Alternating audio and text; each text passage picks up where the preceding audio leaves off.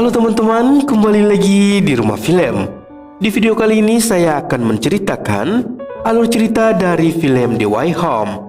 Film ini telah dirilis pada tahun 2002. Film ini menceritakan seorang anak nakal yang dititipkan oleh ibunya kepada sang nenek yang berada di desa, di mana sang nenek juga memiliki kehidupan yang susah di desa. Film ini mengandung bawang, jadi akan sedikit perih.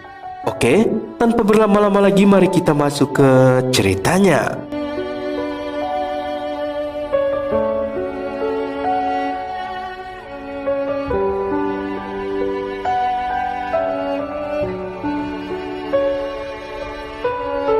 Di awal film kita diperlihatkan seorang anak dan ibunya yang berada di dalam sebuah bis. Anak ini bernama Sangwo. Mereka berdua menuju ke rumah sang nenek yang berada di desa. Sangwo merupakan seorang anak tunggal yang amat manja. Dia selalu merasa risih ketika orang lain membuat keributan. Bisa dibilang dia anak yang antisosial. Sangwo sebenarnya sangat tidak mau dibawa ibunya ke sana. Tapi apa daya dia tidak bisa melawan sang ibu. Pada akhirnya sampailah mereka berdua di sebuah rumah kumuh di ujung desa. Dan ternyata tujuan ibunya membawa Sangwo ke sana untuk dititipkan sementara pada neneknya selama 2 bulan. Ibunya melakukan itu dikarenakan di kota ia sedang mengalami kesusahan. Ternyata sang ibu beberapa bulan yang lalu baru saja bercerai dengan suaminya. Ditambah lagi hutangnya yang begitu banyak membuat tambah susah keadaannya. Kini tak ada pilihan lain selain menitipkan anaknya kepada sang ibu. Sedikit info, dulunya ibu Sangwo meninggalkan sang nenek dari umurnya masih 17 tahun. Sang nenek ini hidup sebatang kara di desa.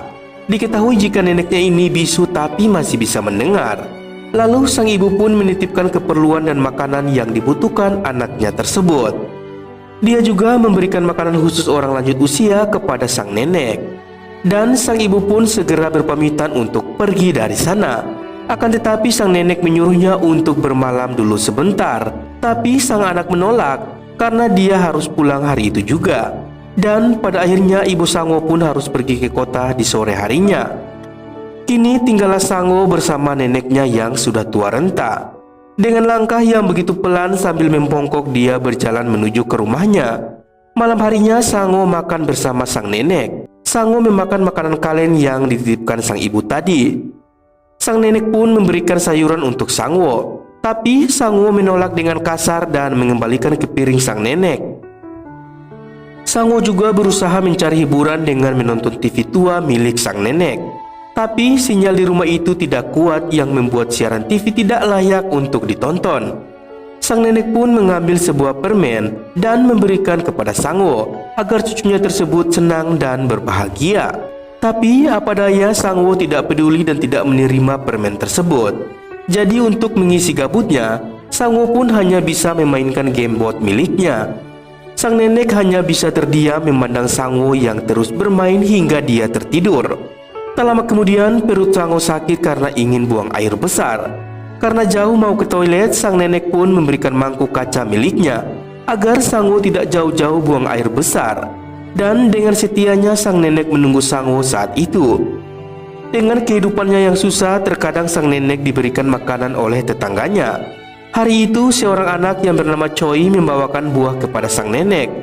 Choi sendiri berusaha menjalin pertemanan dengan Sangwo, tapi Sangwo berusaha menghindar. Malah dia menendang anjing milik Choi karena dia merasa jijik. Suatu ketika di saat Sangwo masih sedang asik bermain dengan gamebotnya, sang nenek meminta bantuan untuk memasukkan benang ke dalam jarum. Karena mata sang nenek sudah tua dan tidak bisa melakukannya. Sangwo terlihat agak kesal ketika disuruh sang nenek. Tapi meskipun kesal, dia tetap membantu memasukkan benang ke dalam jarum. Malam selanjutnya pun seperti itu. Sang nenek selalu meminta Sangwo untuk memasukkan benang ke dalam jarum. Tak lama kemudian gamebot Sangwo kehabisan baterai dan membuat dia begitu kesal karena dia tidak bisa memainkan gamebotnya tersebut. Karena itulah keesokan harinya dia meminta dengan paksa kepada neneknya untuk membelikan baterai yang baru. Sangwo terus memaksa dan memohon kepada sang nenek. Tapi apa daya sang nenek tidak punya uang untuk membelikan Sangwo baterai. Sang nenek memberikan isyarat kalau Sangwo harus bersabar. Tapi Sangwo malah mendorong sang nenek karena kesal. Sango pun kembali ke rumah dan membongkar isi lemari sang nenek. Tapi apa daya, tak ada sepeser pun yang ia dapatkan. Untuk meluapkan kekesalannya, dia menendang mangkuk kaca yang baru saja sang nenek cuci. Dia juga membuang sepatu kusam yang biasa neneknya jahit. Sang nenek pun tidak bisa marah dan dia hanya bisa melanjutkan aktivitasnya seperti biasa. Keesokan harinya ketika sang nenek sedang tidur, Sango mengambil pengikat rambut neneknya. Dia bermaksud menukarkan barang neneknya tersebut dengan baterai gamebot miliknya. Pergilah Sango ke toko ujung desa. Toko pertama dia tidak menemukan baterai yang cocok untuk gamebotnya. Di toko kedua pun sama, tidak ada juga yang menjual baterai yang Sango inginkan. Hingga perjalanannya ke toko yang ketiga, disinilah ia menemukannya. Tapi lihat apa yang terjadi, Sango malah dimarahi karena tukarannya tidak sesuai. Dia pun memutuskan untuk kembali pulang ke rumah. Tapi dia sudah terlalu jauh berjalan. Kini dia lupa jalan mana yang harus dilewati. Sango pun menangis karena tidak menemukan jalan pulang ke rumah neneknya. Untungnya ada seorang kakek tua yang melintas. Kakek tua itu sendiri merupakan tetangga dari sang nenek. Kakek inilah yang mengantarkan Sango kembali ke rumah nenek dengan selamat. Suatu ketika saat Sango sedang tidur di depan rumah, dia tersadar jika sedang turun hujan. Lalu dengan sigap dia mengangkat jemuran tersebut. Meskipun terlihat nakal, masih ada sedikit kepedulian Sango terhadap sekitarnya. Tak lama kemudian sang nenek memberi syarat kepada Sango. Ternyata sang nenek menanyakan apa yang ingin dimakan Sango hari itu. Sango pun mengatakan jika ia ingin makan pizza, hamburger, dan ayam Kentucky. Sango juga memperlihatkan brosur makanan agar sang nenek tahu apa yang diinginkan olehnya. Setelah melihat brosur itu, sang nenek memberi isyarat tentang ayam. Dan Sango pun mengiyakan isyarat neneknya itu. Karena itulah sang nenek membawa sayuran kering di dalam kain.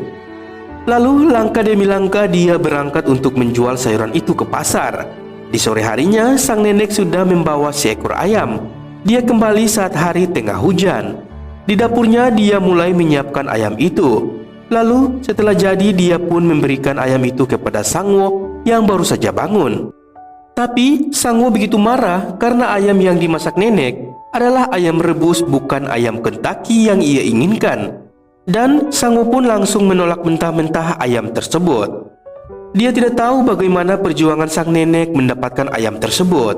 Di sini Mimin merasa tertampar oleh keadaan itu. Di malam harinya Sango kembali terbangun karena kelaparan. Dan mau tidak mau dia pun memakan ayam sang nenek yang dia tolak tadi.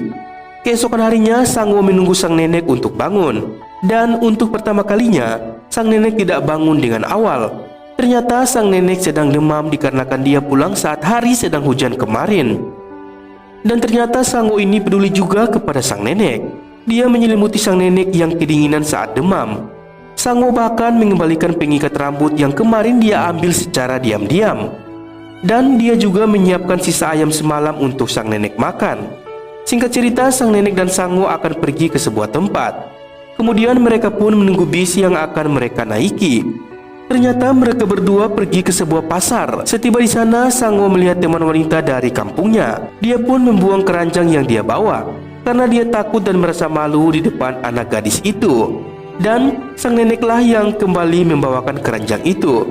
Ternyata sang nenek sedang ingin menjual sayur-sayur kering miliknya. Sang nenek yang bisu terus berusaha membuat orang-orang berlalu lalang untuk membeli dagangannya. Sango hanya bisa diam melihat usaha sang nenek.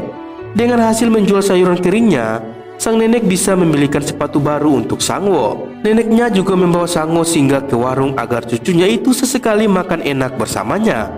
Sang nenek tidak ikut makan, dia hanya senang bisa melihat cucunya makan dengan lahap. Sementara dirinya hanya minum segelas air putih yang ada di atas meja. Dia tidak punya uang untuk membayar jika dirinya ikut makan.